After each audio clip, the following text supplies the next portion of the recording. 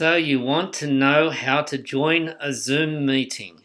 So hopefully you have received an invitation with the meeting ID.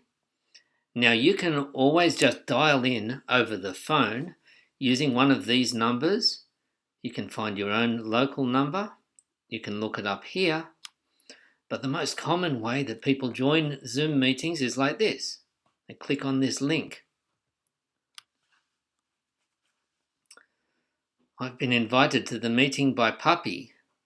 Hello, I'm Puppy. Welcome to Spotted Puppy Meetings. Spotted Puppy Meetings. Hello, Puppy. Now, I don't want to be on video, so I'm going to hit stop video.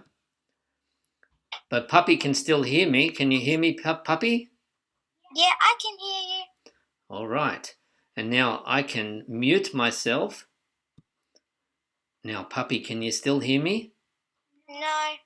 Ha! How could you not hear me? Oh, because you're in the other room. Okay, thank you, Puppy. Bye. I'm coming back. Okay. And I'm going to say goodbye. Okay, goodbye. And now I'm going to leave the meeting there. Okay, bye-bye.